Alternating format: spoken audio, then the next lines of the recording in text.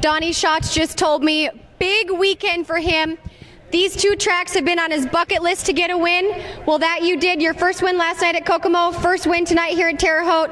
How much credit are you going to give your guys and your equipment for holding up here at this big racetrack? Well, they should be standing here. It's an honor to drive this race car. It's an unbelievable machine. Last week I thought it was wore out. I thought it was time for a new one, but they went hard to work at shop and found a few things that maybe we were missing and got it back where it was. So hats off to them. They do a great job. When they're on their game, there's nothing better. But the way this car drove last night, the way it drove tonight, pretty unbelievable to have something that drives that good. It was just awesome. So lucky to be driving it. We see guys with flat tires, motor issues throughout the night here. You never seem to have any motor issues, tire issues. Is that you taking care of your race car, the guys in the pits, or just really lucky?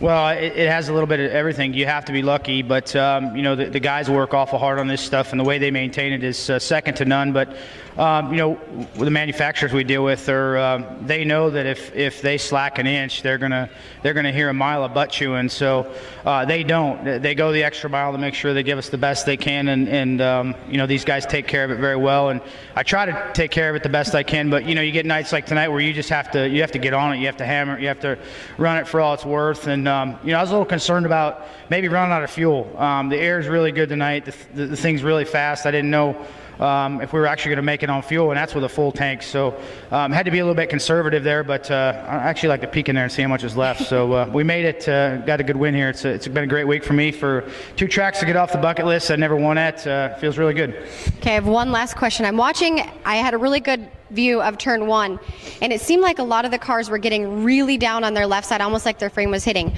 but yours was not. Is that the way you're entering the corner? Is that due to your shocks, or what contributes to that? It's a lot of things. It's set up of the car. It's the way you drive it in the corner. It's how far you lift on the gas. It's it's a lot of different things. My car was really laying left all night tonight, but we worked on it to try to keep it, get it a little bit better. And every time we hit the racetrack, it just got better and better. And the dash was, I think we were under track record speeds. So that says enough for what this whole race team's done. So hats off to them. Gonna let them go back to the shop, sleep in their own beds tonight, and go back to Eldora Friday and try to keep going. Well, congratulations to Donny Schatz and the whole STP number 15 team on win number 22 on the season. You did try to make a pass on that very last restart on the inside, but it just seemed like it was too hard to make it stick.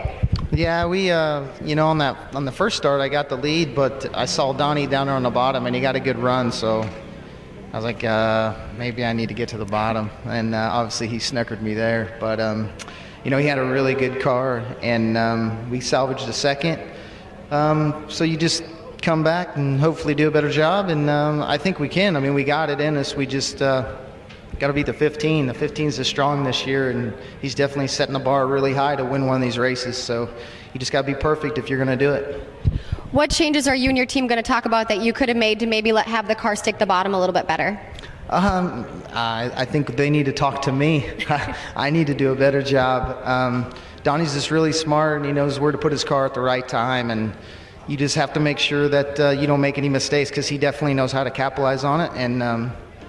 And there on the restart, I just didn't know if maybe I could get the bottom to get beside him, but getting beside somebody and passing him is something different, especially when you got a car as fast as his. So we had a great run for the whole Modder team. Dan and Ruth are here to see this, and the last time I was here, I won, and the last time he was here, he won. So he's probably disappointed. A second's not good enough. But the Modder car always run really well here. They won with Kenny Jacobs and Stevie Smith. So it'd been nice to have been Joey Saldana putting the 71M in victory lane. But we'll come back next year and try and do it again.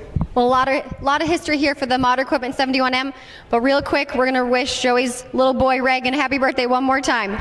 Yeah, he definitely gave me a birthday present, gave it to me, and it was up to me to deliver him the trophy, and didn't get it done. But we'll definitely try at Eldora to get him a trophy. And he's an awesome little boy.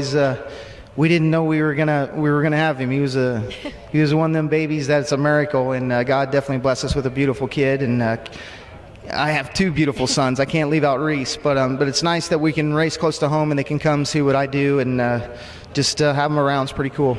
Well, I think both your boys are going to be excited with tonight's second place finish. Joey Saldana and the whole Modder Equipment 71M team. For those of you that can't see at home, Brian Brown actually walked out to the front straightaway.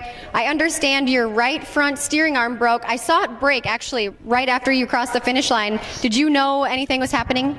Yeah, the last couple laps there, it just seemed to be a little bit more ducky and darty than normal, and I just couldn't really figure out what I was doing or what was going on. So and the track was kind of, rough in spots, so it kind of threw you around a bit. I just thought maybe I was not driving the car correctly, and then we'd come off forward to take the checker, and it just kind of went right. And I was like, man, that was weird. And I went to turn 1 and 2 there after the checker, and it just didn't turn. We got very, very lucky, not to kill a car or myself. So just thankful we pick very good parts on these race cars, and sometimes they break. So no fault of anybody at all. I mean, and just proud of all of our guys. Casey's General Store, FVP, Searsboro, Charlie Garrett Engines.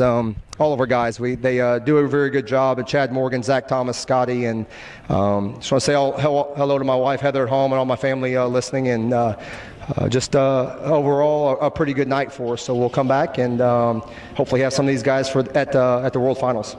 You talk about the track being rough. Do you think that played into your steering braking tonight?